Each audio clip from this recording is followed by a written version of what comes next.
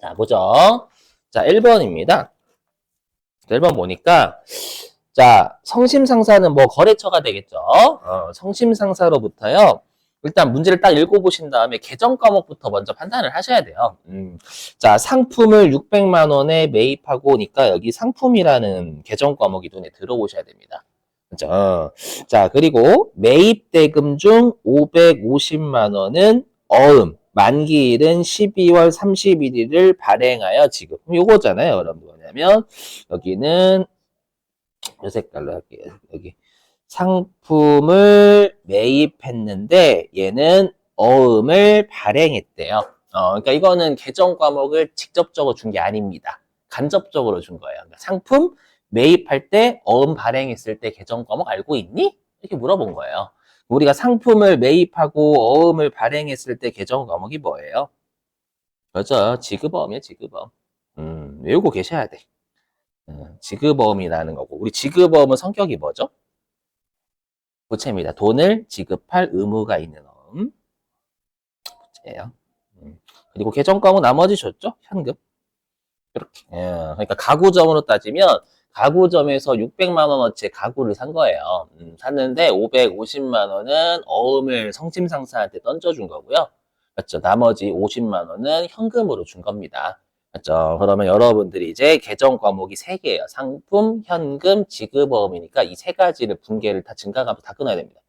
맞죠? 그리고 항상 우리가 어저께도 설명했지만 차변의 금액 합계와 대변의 금액 합계는 반드시 일치해야 돼요. 그죠? 해보면 자, 그러면 상품부터 먼저 하겠습니다. 자, 그럼 우리가 상품을 매입하면 상품이 증가해요, 감소해요?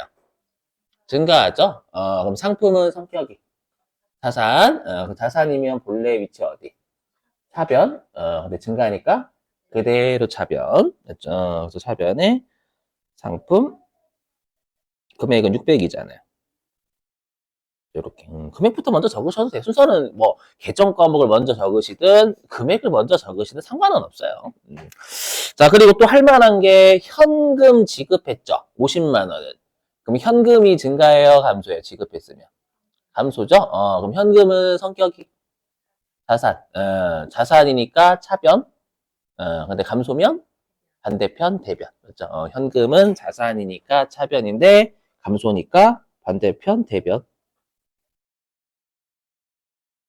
그러니까 쉬운 거부터 먼저 하시는 게 제일 좋습니다. 그러면 우리가 계속 이제 틀릴 확률이 줄어들거든요. 그렇죠. 그럼 딱 봐도 지금 차변하고 대변 중에 숫자가 어디가 빵꾸 나요? 대변 빵꾸 나잖아요. 그렇죠. 대변 빵꾸 나니까 냅다 대변에다가 이거 네, 이렇게 할게요. 대변에다 냅다 550만 원을 적으면 알아서 차변의 금액의 합계와 대변의 금액 합계가 일치해요. 그렇죠. 물론 설명을 자세히 할 겁니다. 이렇게.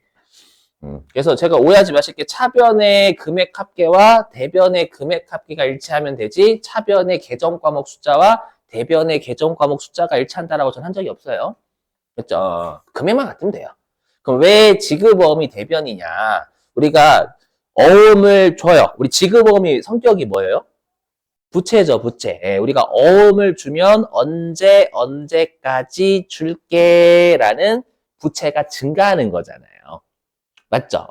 그럼 지급어음은 부채니까 본래 위치가 대변.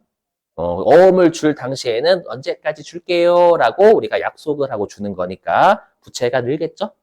맞죠? 증가하니까 그대로 대변이 되는 겁니다. 이해되시겠어요? 이렇게. 이거를 컴퓨터에 옮겨 적는 게 3점이라고요. 그러니까 손으로 못하면 못 옮겨 적어요, 절대. 분계가. 그래서 손으로 할 줄 아셔야 된다는 거예요. 이런 애들이 42점이라니까, 고정이. 나중에 회계일급 가시면 52점이고, 진짜 실기가. 직간접적, 거기는. 여기는 직접적으로 42점이고, 나중에 회계일급 가면 직간접적으로 52점. 자, 그 다음에 3번입니다. 보니까 내가 탐방상사라는 건 거래처예요. 거래처인데 단기 차입한 좋네, 계정 과목. 진짜? 여기서 계정 과목을 줬습니다. 단기 차입금이라 줬어요, 그냥. 음.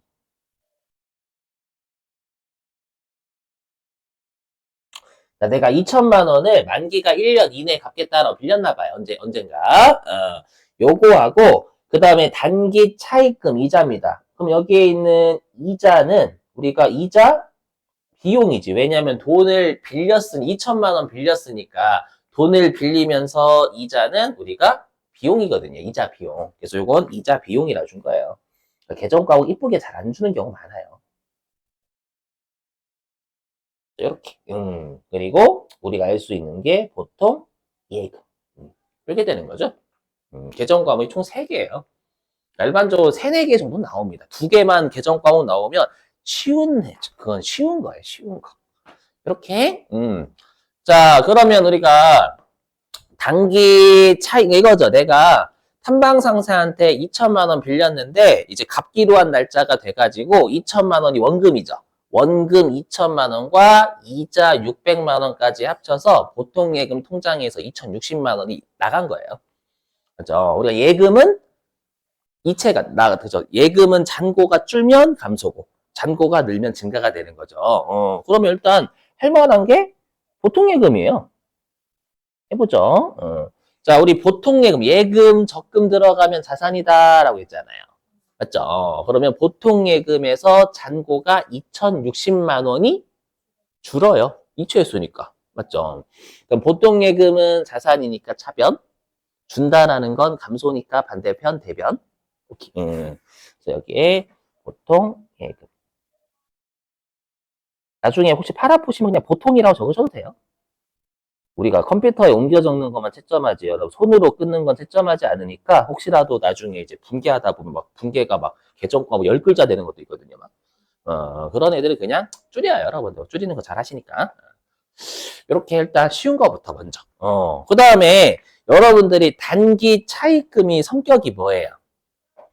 부채라는 거 외우고 계셔야 돼. 그럼 여러분, 부채는 언제 감소하냐면 차입금은 갚으면. 그렇죠. 여러분들이 은행에서 돈 빌리셨는데 갚으면 부채가 줄 거 아니에요. 맞죠? 그럼 단기 차입금이 주니까 감소가 되겠지. 그죠?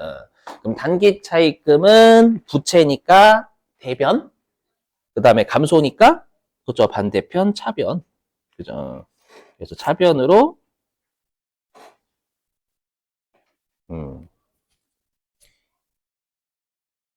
2천만 원이죠? 요렇게. 그럼 이자 비용 누가 봐도 차변에 그냥 냅다 갈기면 되겠네. 그죠? 그럼 내 입장에 조심하셔야 될 게 있어요. 여러분, 이자를 줬으니까, 선생님, 이자를 줬으니까 이자 비용은 감소합니다. 그래서 제가, 왜요? 그랬더니, 이자가 나갔잖아요. 근데 조심하실 게, 우리가 회계는요, 계정 과목별로 판단해야 되는데, 자꾸 현금이라는 계정 과목을 다른 곳에 적용하시는 분들이, 돈 나갔으니까 이자도 나갔기 때문에 이자가 감소했다. 이렇게 초심자분들이 많이 하시는데, 여러분들 초심자분들이 가장 주의하실 게 우리가 현금 이런 것들 있잖아요. 현금이라는 계정 과목을 다른 계정 과목에 적용시키시면 안 돼요. 회계는. 하고 싶은 말은 뭐냐면 돈이 나갔다고 이자가 나갔으니까 현금이 감소하기 때문에 이자가 나갔으니까 이자도 감소했다 이렇게 하지 말라고요. 이자는 이자 자체로 증가 감소를 판단하셔야 돼요. 그렇죠? 그러면 회사 입장에선 이자를 줬으니까 이거는 우리가 이자 비용이라는 비용이 60만 원어치가 발생한 거예요. 주주한테는 저희 회사가 이자 비용이란 비용이 60만 원어치가 생겼습니다라고 알려줘야 돼요. 그 이자 비용을 현금을 적용해서 현금이 감소했으니까 이자 비용 감소. 이렇게 하는 건 현금 계정 과목을 이자 비용에 적용시켜버린 거예요. 그런 실수를 하시면 안 됩니다. 제가 나올 때마다 잡아드릴 거예요. 알죠? 처음에는 그런 과정을 겪는 게 정상이라니까요. 그죠? 우리는 돈에 좀 용돈기 입장 아직까지 익숙해져 있으니까. 그래서 이자 비용은 비용이니까 차변? 비용이 60만 원어치 생겼다, 발생했다라고 주주한테 전달해야 되니까 발생이면 그대로 차변에 적는 거예요. 알죠? 처음에는 원래 여기 어렵습니다. 많이 연습을 하시는 게 여러분들의 의무예요. 저는 열심히 가르쳐야 되지만 여러분 열심히 하셔야 될 의무가 있습니다. 그래서 이자 비용, 비용이 발생했으니까 차변에 적어야 됩니다. 그 계정 과목이 이자 비용이고요. 이렇게 그럼 차변의 합계와 대변의 금액 합계가 2,060만 원을 일치하잖아요. 그래서 가급적이면 쉬운 거부터 먼저 하시라는 이유예요. 그렇죠? 내가 잘못 생각했는데 누가 봐도 차변이 빵꾸 나면 이자 비용 차변이야. 이렇게. 자, 그 다음에 이제 4번입니다. 4번은 핵심이 뭐냐, 요거예요. 뭐냐면, 여기, 그죠. 판매용 노트북을 구입했다라는 건 얘는 상품입니다. 맞죠? 근데 갑자기 업무용. 그럼 업무에 쓰는 건 사용할 목적이라는 거잖아요. 노트북은 1년 넘게 쓰죠. 맞죠? 1년 넘게 쓰니까 1년을 넘게 사용할 목적으로 컴퓨터 이런 것들을 비품이다라고 했죠. 그래서 얘는 비품이에요, 비품. 이렇게 뜻을 알아야지. 맞죠? 상품의 뜻, 비품의 뜻. 그리고 개정 과목은 보통예금이라고 하나는 줬고요. 그죠? 그러니까 한마디로 우리 회사가 판매하기 위한 노트북 일단 1,500만 원어치 샀고 그 다음에 업무에 쓰기 위한 노트북 100만 원어치를 보통예금 통장에서 1,600만 원 이체한 거예요. 자, 해보면 자 그럼 일단 보통예금의 잔고는 늘어요, 줄어요? 줄죠. 지급했으니까. 그럼 보통예금은 성격이 자산, 자산이면 본래 위치는 차변인데 잔액이 감소하면 반대편 대변으로 가야죠. 대변에 보통 예금 1,600만 원입니다. 자, 그 다음에 우리가 상품을 구입했대요. 그럼 상품이 증가해요, 감소해요? 들어오죠, 여러분들. 그럼 상품은 성격이 뭐? 자산. 그럼 자산이 증가하는 거잖아요. 상품은 자산이니까 차변. 구입했으면 증가니까 그대로 차변. 좀.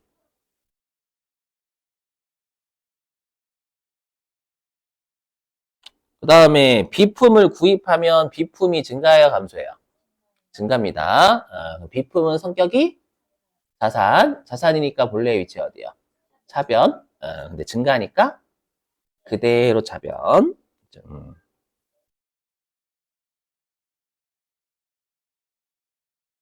이렇게 차변하고 대변의 합계가 1,600만 원 일치하잖아요. 이게 42점이라니까요, 여러분들. 그러니까